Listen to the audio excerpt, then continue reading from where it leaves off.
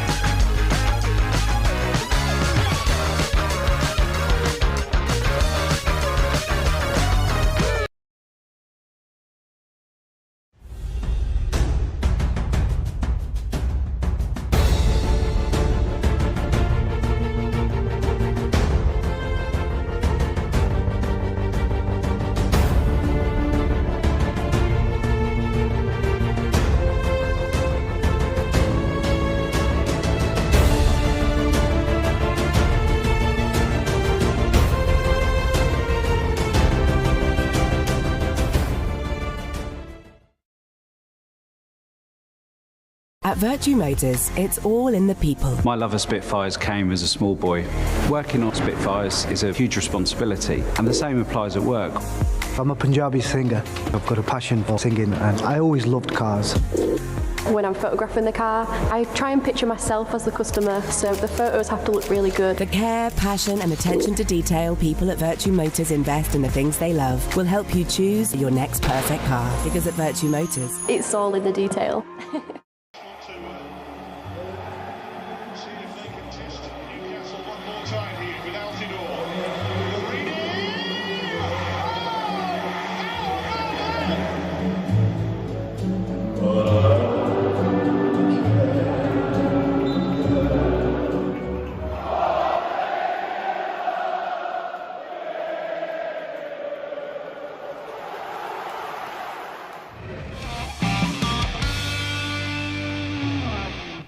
Good afternoon, everyone. Welcome to SAFC Live. Myself and Danny are live from the sports bar back at the Stadium of Light.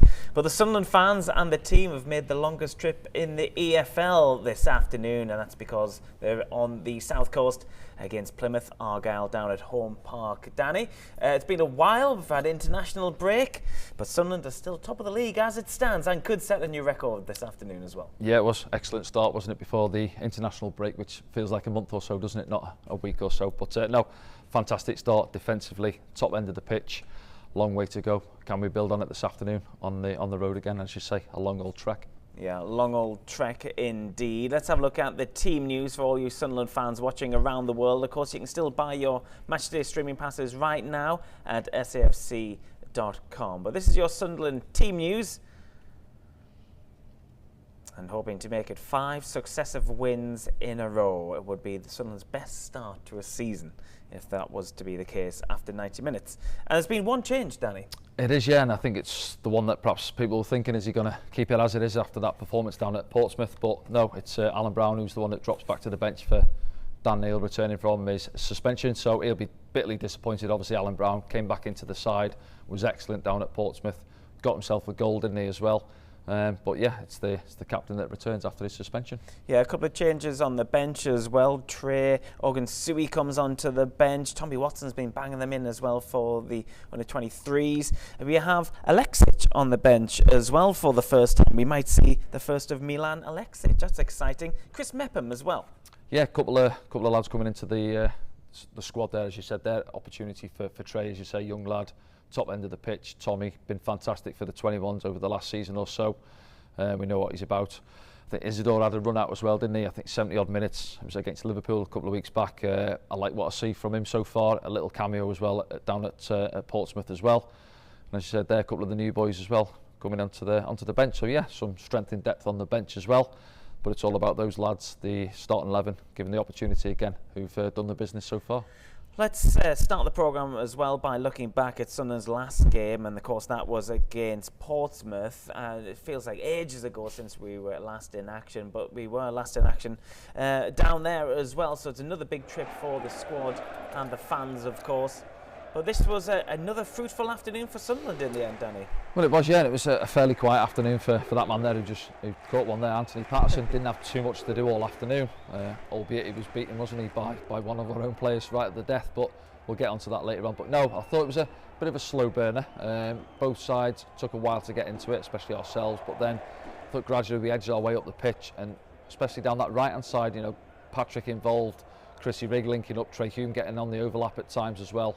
And that's what caused the error, really, wasn't it, for the first goal, which we'll have a look at in a moment. But yeah, they were disappointing, Portsmouth. I thought they were caught in two minds really how to play. They were trying to build from the back.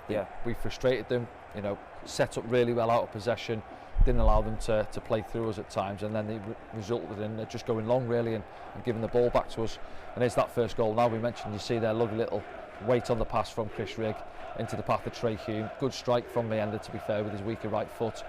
You see his disappointment there that he hasn't actually tucked it away himself, but then yeah, they got themselves in a mess, didn't they? Tried to clear it, Cannon's hitting off his full back there, and ball's in the back of the net. And to be fair, I don't think you could argue we were the better team in the first half, albeit we didn't create too many clear-cut opportunities ourselves. Yeah, Sunderland putting pressure on that defence, as you say, and came close here as well. Alan Brown on this occasion. Like that, yeah, we were actually surprised, really, weren't we, that we set up in that midfield three in the way that they did, with Job being the one who sat a little bit deeper, and it was Alan Brown who was the one who played a bit higher. And you can see there what he's about, Alan Brown, getting himself into the box. It was tight whether he was offside or not, but it resulted in nothing in the end. But obviously we'll see in a moment where he actually gets into the box. It's this one now, isn't it, for the goal, is it? So have a look, yeah, cut back. Patrick cuts it back, he doesn't get any contact on the first one. Brown drops to Meander, a heavy touch, then he prods it towards goal, and at times we were thinking, well, has he got a touch on it there, Alan Brown? Well, he did, didn't he? We see it on the replay, just helps it over the line. He's onside, you can see there's a man there just coming back onto the pitch, the keeper's there, and yeah, it's good, isn't it? Especially after half-time, set yourselves down, go and get the second goal, and then, to be fair, we were in a good commanding position from there on in. Yeah, absolutely. Patrick Robertson had a great start to the season. He was heavily involved as well, pulling the ball back for this particular opportunity and goal. There's some kind of collective difference this year, isn't there, in terms of the commitment from all the players, and Regis Labrise has got them all pressing and asking questions and making challenges just like that from Chris Rigg. Yeah, I think, well, we'll just talk about this third goal, as you say there. Great from Chris Rigg. He's involved in the goals, isn't he, really? And he's You know, he's been busy in Brighton, snapping into challenges, wins the ball back into Meander, and it's one of those, said it's when the game, I was going to say Saturday, when the game was a couple of weeks back, counter-attack goals, what you work on in training now. Be bright on the ball, move it quick. You see Meander there, sucks a couple of defenders in towards him, they're pointing, they're not sure who's going in to try and challenge him, feeds it into Romain, decent touch out of his feet, and then bang, beats the keeper at his near post. You can say the keeper, you know, people say don't get beat at your near post. I think he's edging there, he's going to go across him to the far corner, but he doesn't, just does him with the pace and power at his near post, and that's game over really, isn't it? And then we had good control of the game, you know, good away following behind there, and then just unfortunate right at the death here. You know, there's people saying what's Luke doing. I just think he's unaware, you know, he doesn't know the man's not in there behind him waiting for a tap in himself. He sort of gives up on it really. Look, he's pulled towards the penalty spot, Luke's trying to help it round the corner, and you just see the collective disappointment there on the defence. They think, you know, we've got another clean sheet here. Portsmouth haven't really threatened us in this second half, but unfortunately for Luke, he turns it in past Pato there, and they get a consolation goal. So, but yeah, what top goal scorers on 10, conceded the fewest amount of goals in 1. Everything's rosy at this moment in time, and you just mentioned there, you know, what's he, Regis, since he come in, what has he changed, and where are we at from last season? For me, it's just the energy, which we move the ball once we win it. We're not having as much possession, but it's what we're doing with it when we do win the ball. And that third goal there is a prime example. Hit teams quick on the counter-attack. Yeah, do you think we'll see a similar kind of play this afternoon from Sunderland against a side down there? Yeah, well, you look at Plymouth, struggling, aren't they, really? First day of the season for them, 4-0 defeat at Sheffield Wednesday. They've had a couple of draws, and then last time out, defeat against Stoke, so they're struggling. They're the home side this afternoon. You know, people say over the years, and I've played there a few times, home park, difficult place to go more often than not, because of the journey you've got in the legs, really, you know, 5-6 hours. Well, I don't think all lads have got that excuse. I think they flew down, did they, yesterday? I'd imagine they've flown down there. So they'll be fresh, the boys. They've had a bit of time off. Yes, 1 or 2 have been away on international duty. Obviously, Dan Ballard, Trey Hume as well. But they'll be going there full of confidence today, you know, knowing that they're struggling, pressure's on them. If we get an early goal, crowd will turn. Wayne Rooney be under a bit of pressure, you know, going in there after what happened at Birmingham as well, given another opportunity. But yeah, I fancy us, you know, at this moment in time. You look at the teams and that, we've taken care of Burnley, coming to the stadium a few weeks back, 1-0 flat at them. But no, at this moment in time, the lads will be full of confidence, and going down there today won't faze them. Let's have another quick look at the teams if you are just joining us here on SAFC Live. This is the Sunderland starting 11 and bench for their game this afternoon. 3 p.m. kickoff down at Home Park against the Pilgrims.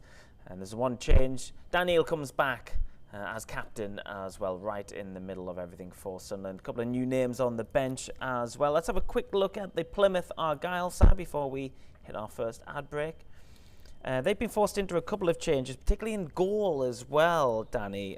Dan Grimshaw comes in, who you might remember, Sunderland fans, had a great game in goal for Blackpool a couple of seasons ago against Sunderland. Connor Hazard, who's had a good start of the season, he goes out, and a couple of changes in midfield as well. Yeah, well, Wright's coming in there, the 11 as well, isn't he? And Obafemi will come in top end of the pitch. Big physical unit, isn't he? We've seen from him before, I think Swansea, wasn't it, a season or 2 ago. And yeah, obviously that's what happens when you're trying to get a bit of form from the team and get a tune out of them. He's obviously going to make changes.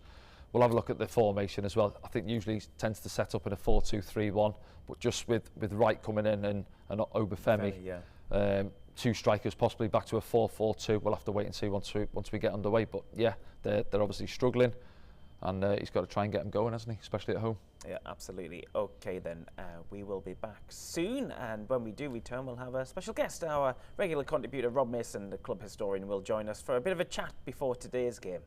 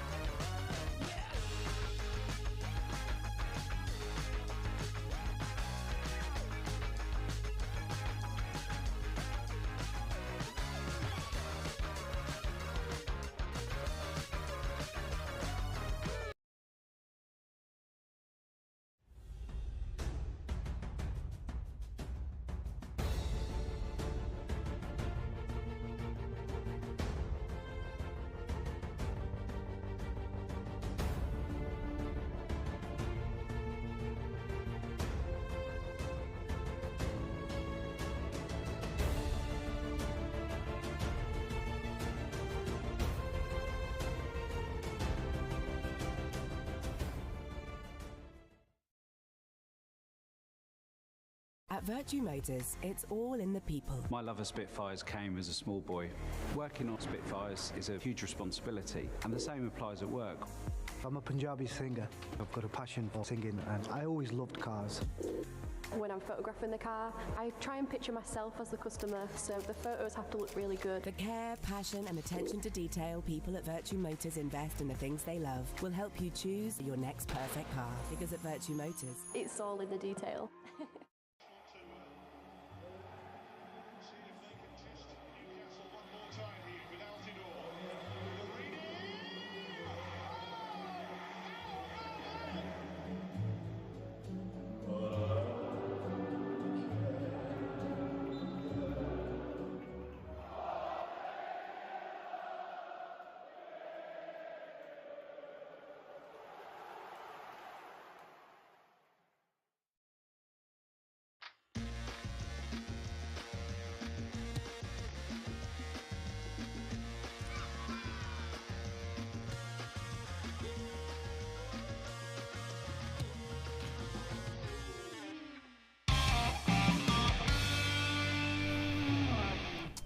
Well, good afternoon, everyone. Welcome to SAFC Live. If you are just joining us, we're here in the sports bar. We're the lucky ones because the Sunderland faithful and the squad, of course, are as far as you can go in the EFL. They're down at Home Park, of course, this afternoon. 3 p.m. kickoff. We're joined once again by historian Rob Mason. Rob, how are you doing? I'm very well, thank you. And it could be a historic start to the season for Sunderland this afternoon. Well, it's already a historic start because, you know, we've had our best start of the season in terms of league games for 99 years, but if we can win this afternoon, and I never take it for granted we can win at all, but if we can win this afternoon, it will be historic because it'll be the first time in their entire history that Sunderland will have won their first 5 league games of the season.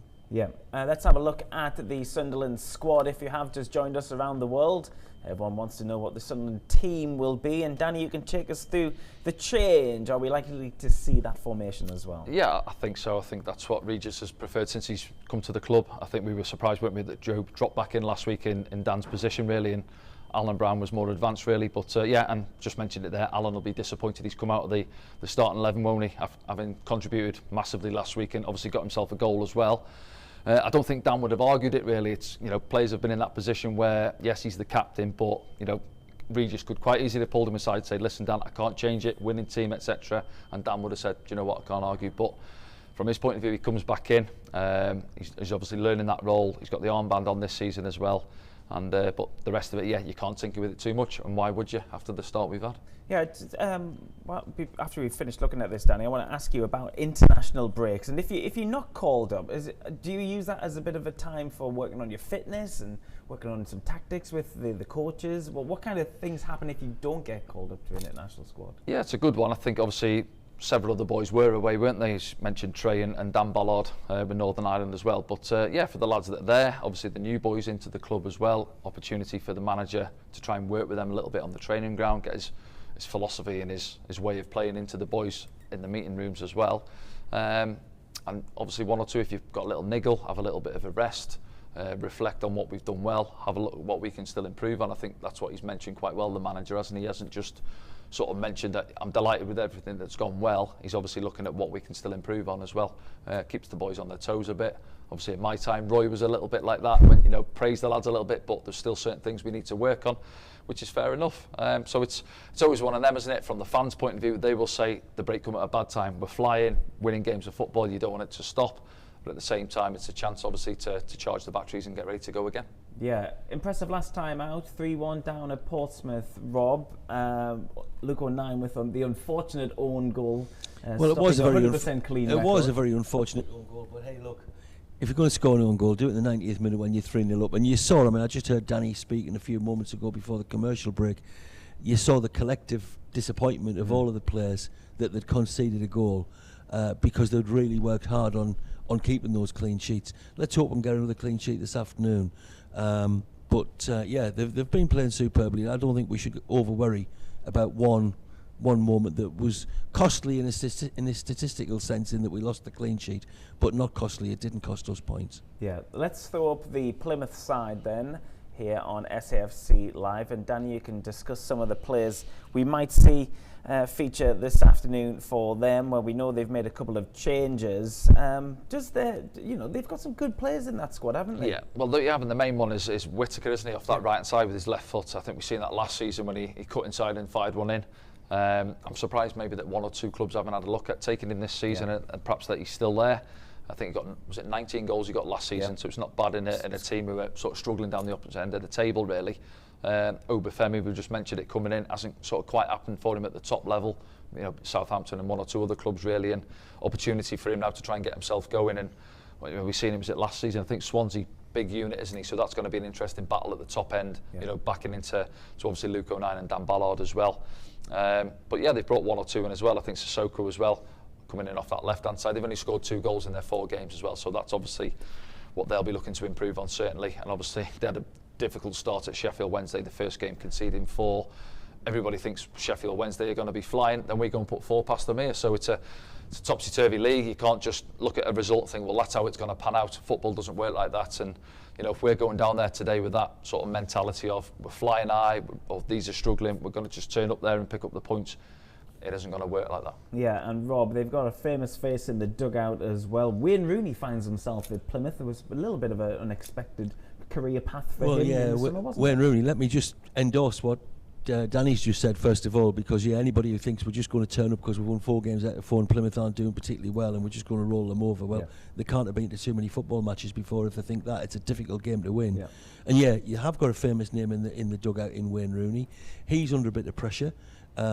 He is under a bit of pressure from his own fans, but also his overall stature in the game as a manager. He's got to make his way in the game as a manager, and that makes it all the more imperative for Plymouth that they get a good result against Sunderland today. It's a big game for us, but it's every bit as big a game for Plymouth, and that's what's going to make it difficult. Yeah, Danny, you'll have played against Wayne Rooney. Do you think he carries that character into the dressing room as well? Or do you know anyone who's played for him? I had a chat with one of the lads last year actually when we played Birmingham before the game, just asking what he's like, and he was actually quite impressed with him out on the training pitch and the way he sort of spoke in the changing rooms. I think sometimes you get certain managers. I played for Stuart Pearce as well, and I had this sort of thoughts before I worked with him that he was going to come in ranting and raving, you know, fist pumping, he was quite calm and placid actually, even at half time if you were getting beat. I don't know what Wayne Rooney's like in the changing rooms. I'd imagine he's got a blow up in him if he needs it. He's pretty good on the karaoke by all accounts. Yeah, I've seen that, down there. He's enjoying himself, isn't he, while he's away. But no, I don't know. Listen, I've not been in the changing room with him. But I think maybe he's gone into it thinking I just want to be calm and, you know, try and get me point across to the lads in a certain way. But I'd imagine there's that switch in there. Again, I've seen it with Roy here. He was quite calm at times, but then bang, he could go.